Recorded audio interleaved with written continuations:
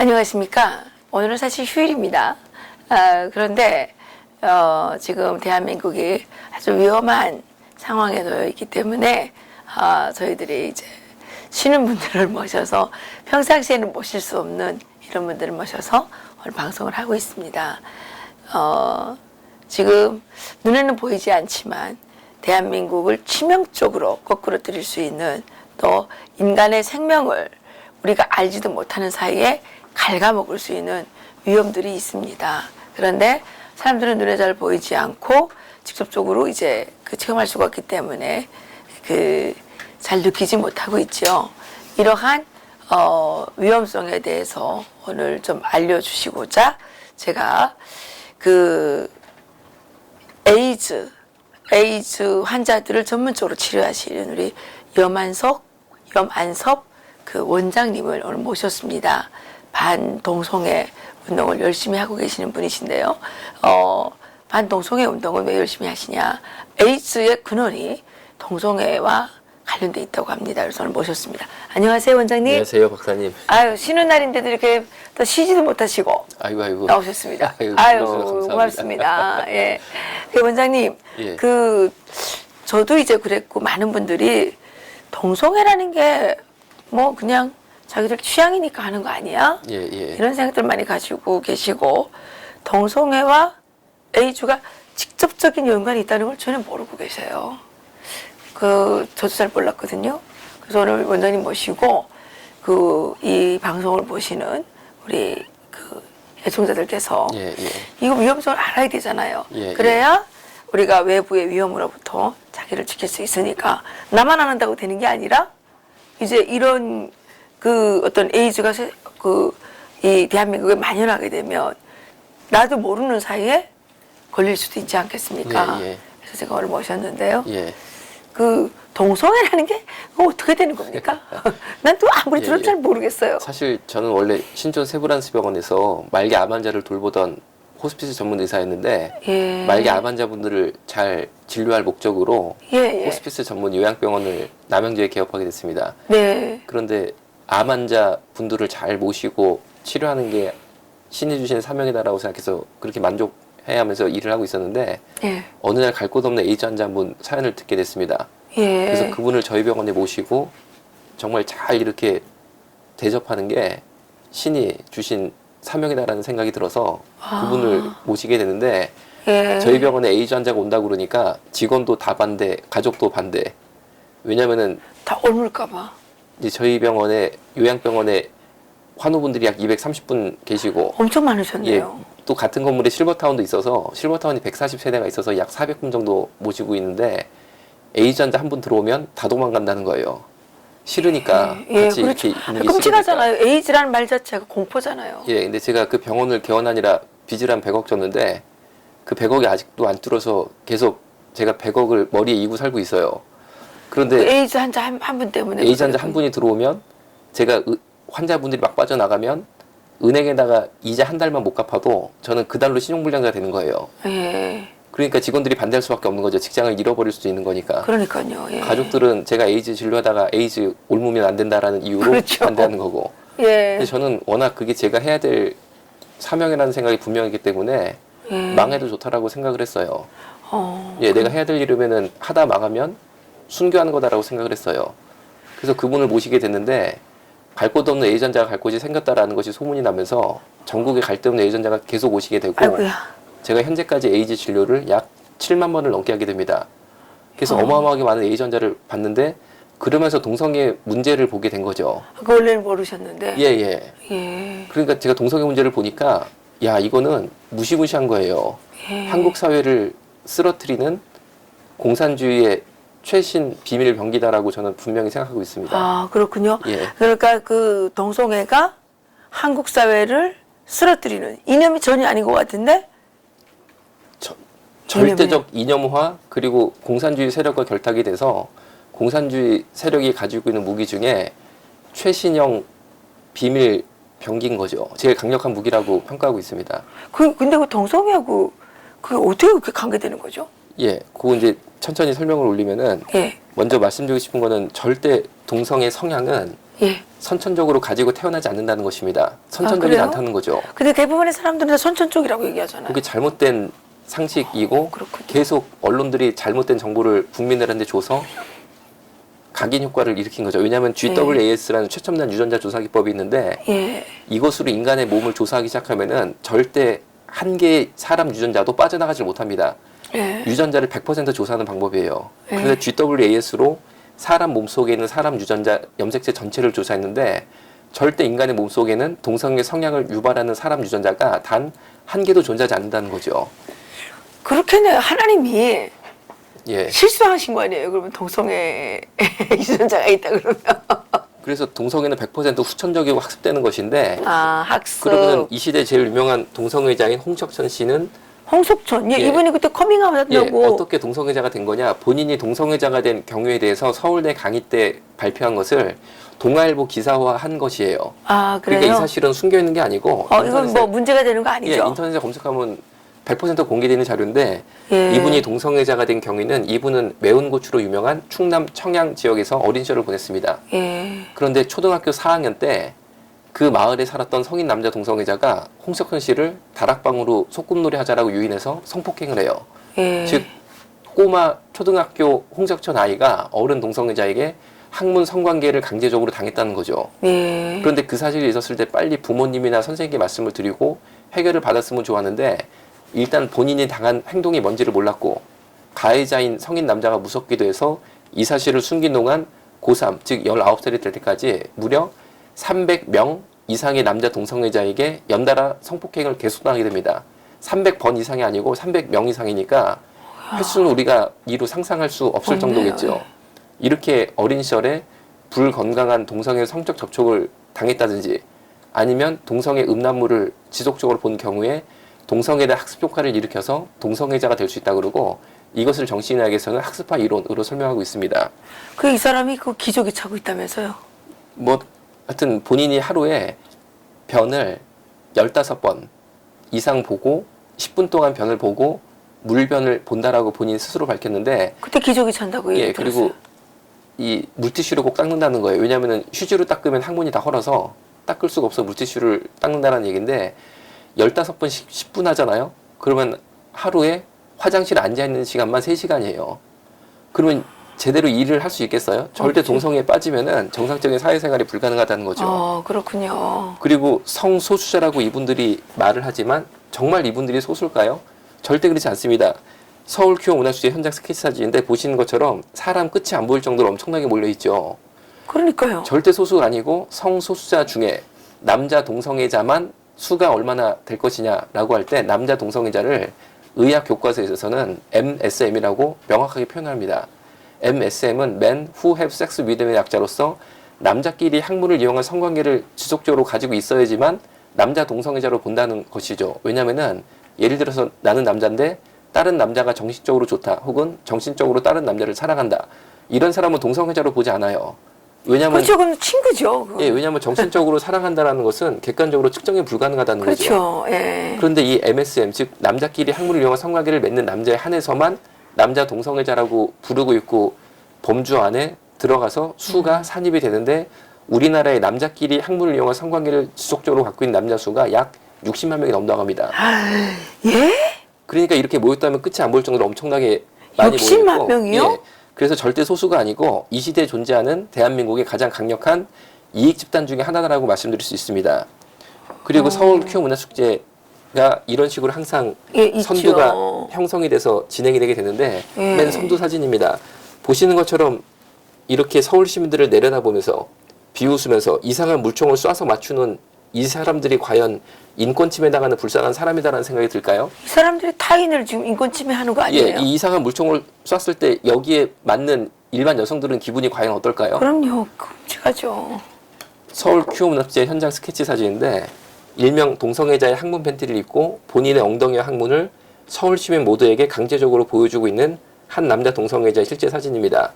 서울 광장 앞이 바로 시청역이라는 서울에서 가장 이용객이 많은 그렇죠. 지하철역이에요. 예. 그 역에서 나온 사람들은 모두 강제적으로 이 남자의 엉덩이와 항문을 봐야 되는데 과연 이 남자의 이런 이상한 성욕을 만족시키기 위해서 우리가 이 남자의 항문을 봐야만 되는 걸까요? 그런데 동성애자들이 왜 이상한 이런 형태의 팬티를 입냐면은 이런 일명 항문 팬티를 입는 이유가 동성애자를 은어로 번개라고 합니다. 그 번개는 뭐냐면은 스마트폰 앱을 통해서 근처에 있는 동성애자 얼른 찾아요. 그래서 서로 문자 메시지를 주고받아서 무슨 빌딩에 1층 남자 화장실 몇 번째 칸에서 만나자. 그러면 그 좁은 화장실 칸막이 안에 들어가서 바지만 살짝 내리고 팬티는 벗지 않고 바로 신속하게 성관계를 맺고 헤어질 수 있도록 아예 이렇게 엉덩이가 뻥 뚫린 형태의 팬티를 이런 팬티를 이것도 팔아요? 요거를 평소에 입고 다니는 거죠. 그리고 이 옆에 본 남성은 서울 큐어문화축제 아까 보신 그 행렬을 주주를 따라가다가 갑자기 인도에 이렇게 여자들이 4명 정도 있는 것을 보고 갑자기 인도 사이로 쓱 들어가서 이 여자들 사이에서 자신의 벗은 몸을 보여주기 시작했어요. 일명 바바리맨이죠. 그러면 동성애자가 아닌 거네요. 성소수자 중에 노출증 환자가 있는데 이 성소수자들은 여자들한테 자신의 벗은 몸을 보여줄 때 성적 흥분을 느끼는 형태의 성소수자입니다. 그런데 이 여성들은 서울 큐어문화축제 참석자들이 아니었고 그날따라 해필이면 서울시에 그 인도를 걸었던 죄 없는 서울 시민이었는데 빨간 티 입은 이 여성이 20대, 앞에 흰 모자 쓴 이분이 60대 정도 되는 여성이었어요. 네. 과연 우리 일반 서울 시민들이 이 남자의 변태 성욕을 만족시켜주기 위해서 이 남자의 벗은 몸을 강제적으로 봐야만 되는 건가요? 그거 안 되죠. 저도 아내가 있고 딸이 있지만 만약에 이런 형태의 남자가 저희 아내와 딸 앞에 서서 자신의 성적 흥분을 만족시킨다라고 그러면은 저는 당연히 반대할 수밖에 없는 거죠. 당연하죠. 그런데 이런 형태는 당연히 정신의학에서 성도착증 환자로 진단할 수 있고 환자죠. 예, 그 중에서도 특별히 그건 정신병 아닙니까? 맞습니다. 노출증으로 진단을 내립니다. 정확히 정신병 환자고 또 우리나라는 공양음란죄라는 벌이 있어서 이런 행동은 처벌받게 돼 있어요. 근데 이게 처벌받게 돼 있는 거를 이렇게 하면 어떻게 해요? 그러니까 이 여성들이, 허가해줘서 했을 거 이 아니에요? 여성들이 너무 놀래가지고 마침 옆에 경찰이 있었기 때문에 이 남자를 저지해달라 혹은 처벌해달라라고 요청했는데 경찰이 뭐라고 그랬냐면 나는 이 남자를 저지할 수도 없고 처벌할 수도 없다라고 말을 했습니다. 그래서 놀란 여성들이 왜 못하냐라고 그러니까 그 경찰이 뭐라고 그랬냐면 성소수자이기 때문에 보호해야 된다라고 말을 한 거예요.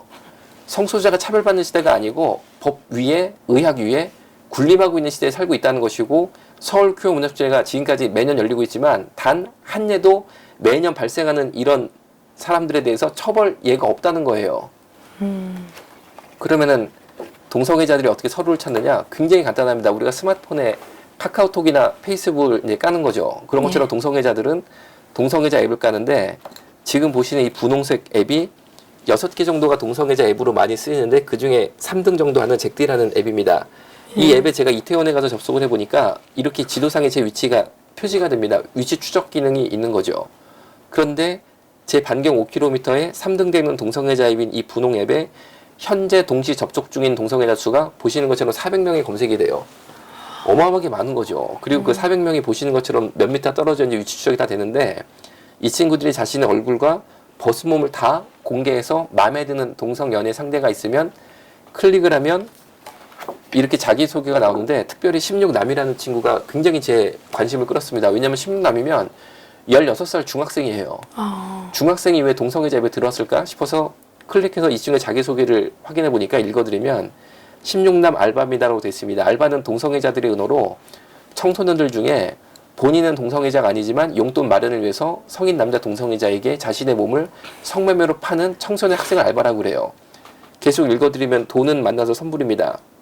밑에 읽어드리면 학문은 많이 범해지지 않아서 쫄깃합니다. 이렇게 중학생이 자신의 학문 상태까지 광고하면서 동성 성매매 알선에 나서고 있는데 바로 이런 동성애자 앱을 통한 청소년 동성 성매매 급증으로 말미암아 지난 15년 동안 대한민국의 청소년 에이즈 증가율이 무려 2,500%를 초과하게 됐어요. 그럼 지금 몇 명이나 돼요?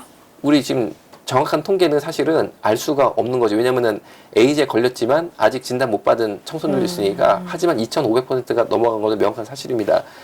그리고 이 남색 S라고 되는 앱이 딕소라는 앱인데 이 앱이 바로 동성애자 앱 중에 1등이에요. 그러니까 이런 앱이나 아까 보신 분홍색 앱이 깔려 있으면 동성애자다라고 볼 수 있는 거죠.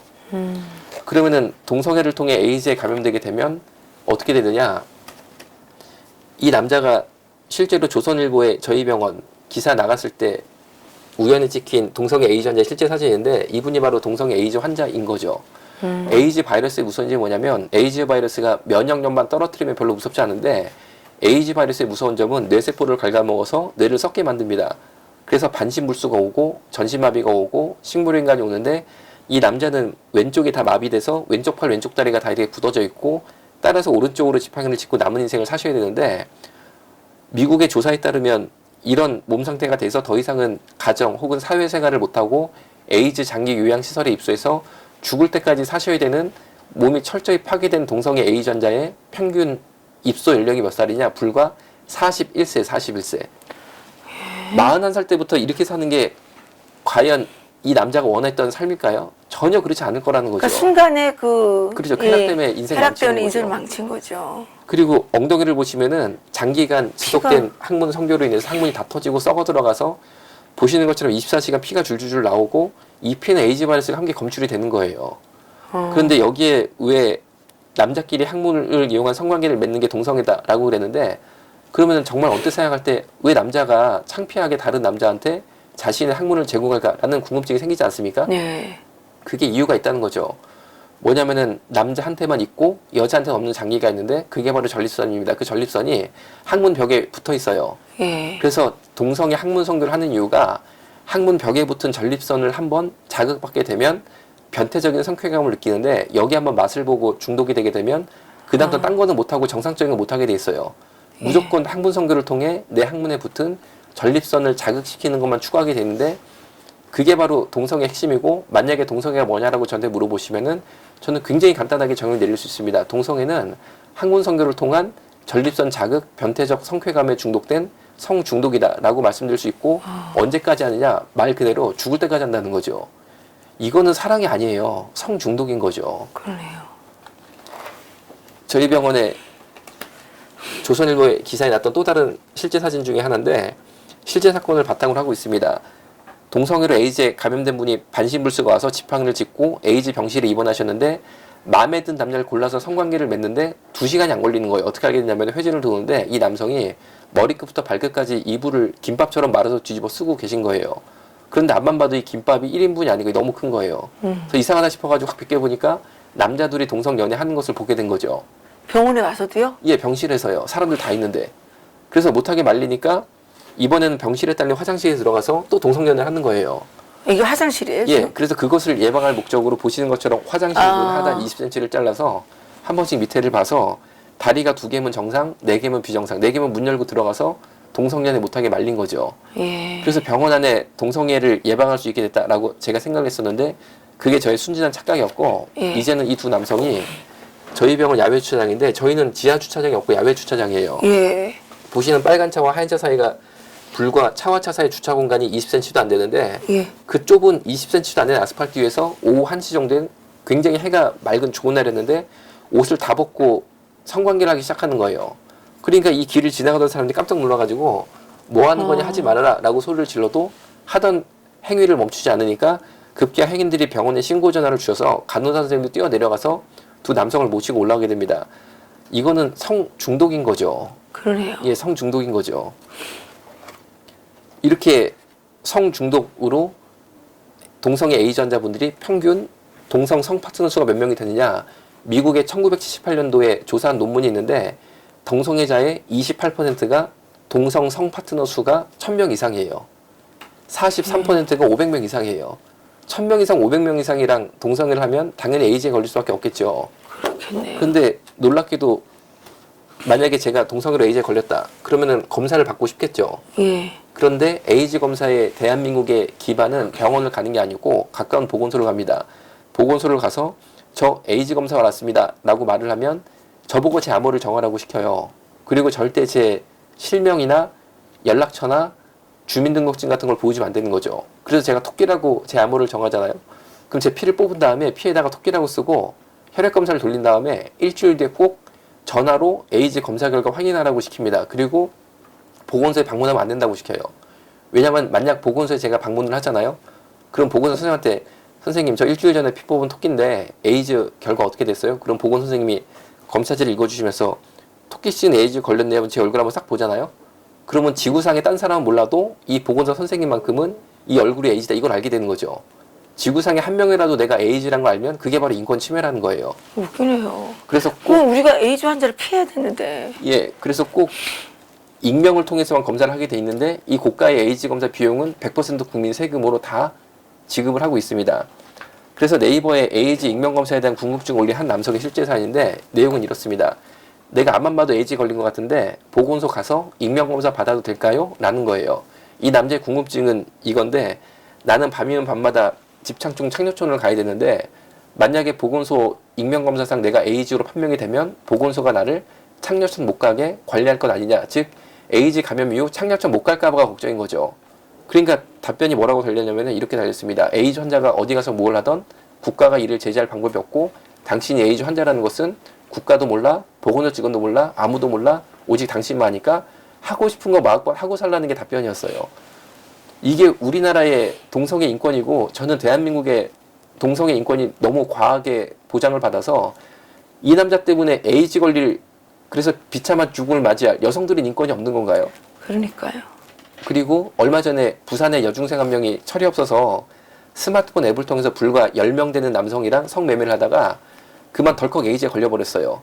그럼 이 불쌍한 여중생을 에이즈 환자로 만든 에이즈 테러범은 10명의 남자 중에 한 명이었는데 국가의 공식 답변이 뭐냐면 누가 에이즈 테러범인지 알 수 없다는 거였어요. 이 말이 되는 거예요, 이게. 참. 그래서 매일 밤 벌어지는 이 에이즈 테러로 인해서 우리나라에 에이즈 희생양이 되는 사람이 매일 밤 15명 이상이 발생하고 있습니다. 세월호가 문제가 아니라니까요. 그런데 실제로 우리나라에 벌어지고 있는 이 에이즈 테러에 대해서 동성애 인권의 발목이 잡혀서 정부는 어떤 대책도 마련하지 못하고 있어요. 동성애 참 이거 진짜 심각한데요. 예. 그리고 성소수자라는 말이 요새 많이 쓰이고 있는데 뉴스 언론에 동성애자라는 말이 인권 침해라고 해서 더 이상 쓰이지 못하고 성소수자로 단어가 다 바뀌었습니다. 그러니까 시청자분들이 뉴스를 보다가 성소수자라는 말이 나오면 아, 동성애자를 말하는구나 라는 착각을 일으키는 나쁜 언어 기록 속에 있다는 거죠. 정신의학에서 성소수자는 20가지 이상의 형태가 있다고 하는데 예. 이 금발에 잘생긴 20대 백인 남성은 어느 날 야외 공공공원에서 야외 결혼식을 열겠다고 부모, 친구들에게 청첩장을 돌렸습니다. 예. 그래서 부모님이 며느리를 보러 아들의 야외 결혼식장에 가보니까 며느리로 사람이 들어온 게 아니고 이 개가 들어온 거죠.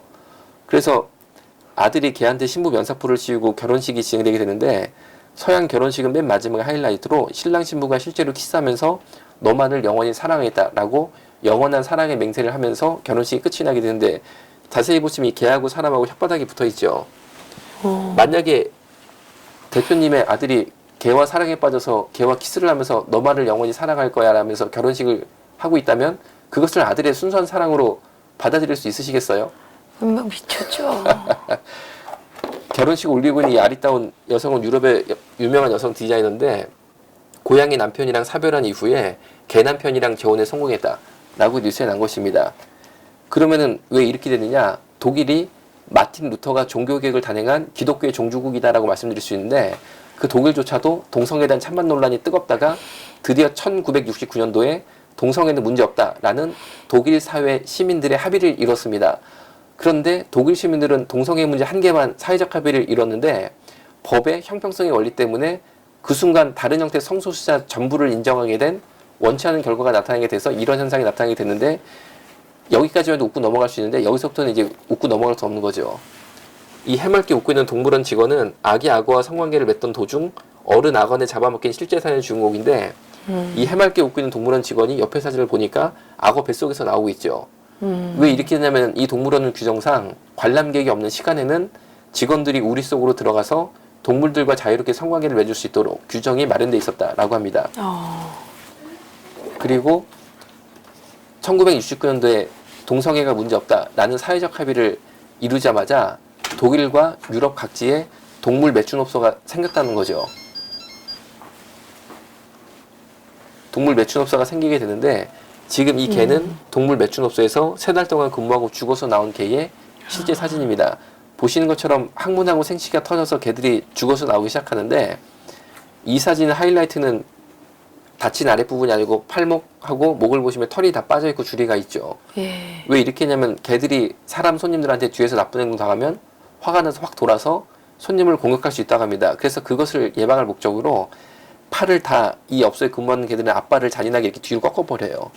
그리고 팔목하고 목을 쇠사슬로 묶는데 보시는 것처럼 털이 다 빠지고 줄이 갈 때까지 묵나는 거죠. 과연 이렇게 해가지고 죽어서 나온 개의 시체가 서울 시내 골목마다 나뒹구는 게 대한민국의 미래가 돼서야 될까요? 그리고 정신의학에서 말하는 또 다른 성소수자인 메카노필리아는 한국말로 번역하면 기계성애자인데, 지금 보신 이 남성은 지하 주차장에서 이 흰색 차량을 보고 성적 흥분을 참지 못해서 성관계를 맺다가 CCTV에 찍힌 실제 사연의 주인공인데, 자동차 범퍼 위에 바람 들어가는 구멍에다가 성관계를 맺다고 합니다. 그런데 그런데 이 차가 이 남자의 차가 아니고 남의 차라는 거죠.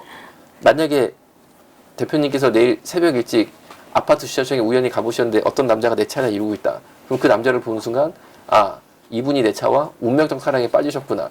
내가 인권으로 받아들여야지. 그런 생각이 조금이라도 들 수 있겠냐는 거죠. 정신병자 아니에요, 그거? 정신병자죠. 그리고 정신의학에서 말하는 또 다른 성소수자 네크로필리아는 한국말로 번역하면 시체성애자인데, 지금 보신 이 사진들은 실제로 성관계 대상이 되었던 애인 역할을 했던 시체들의 실제 사진입니다. 그러면 이 남자가 괴물 같은 남자냐? 절대 그렇지 않고 방을 보시면 책이 수북하죠. 이분이 역사 교수님이고 박사님이셨어요. 그런데 어느 날부터 시체와 성관계는 이상한 습관이 들었는데, 급기야 시체를 너무 사랑하게 돼서 공동묘지 옆에 방 3칸짜리 빌라를 얻어 살게 됩니다. 그러면서 낮에 처녀 시체가 묻히면 그날 밤에는 무조건 그 처녀 시체를 캐내서 자신의 애인으로 삼았는데, 보시는 것처럼 살이 점점 썩어 들어가니까 천으로 뚫뚫뚫 감고, 얼굴이 썩어 들어가니까 이연목 잘라다 붙이고 해서 자기 애인으로 삼았다는 거죠. 그런데 이 사건의 전모가 어떻게 드러나게 되냐면, 이 집 부모님이 아들이 대학 교수님이 됐으니까 교수 아들이 너무 자랑스러워서 아들 집에 한번 놀러 가려고 해도 절대 이 아들이 부모님이 자기 집 안으로 들어오지 못하게 말립니다. 그래서 어느 날 이 집 아버님이 아들 집에 불질 싹 하고 들어가 보니까 아들 집에 시체가 16개가 있었어요. 그래서 아버지가 아들을 112에 신고해서 사건의 전모가 드러나게 됐고, 일반인에게 공개 가능한 시체 2개만 이렇게 공개하게 됐습니다. 야, 이게 끔찍하네요. 예. 아직도 많죠? 예. 다음 시간에 또 할까요? 예, 다음 시간에 더 하겠습니다. 예. 왜냐면, 이 애청자들이 이거 너무 충격받아가지고, 아유, 이게 집중력이 떨어질 것 같아요. 좀 쉬었다가, 다음 시간에 또 한번 하겠습니다. 예, 알겠습니다. 예, 오늘 수고하셨습니다. 감사합니다. 예.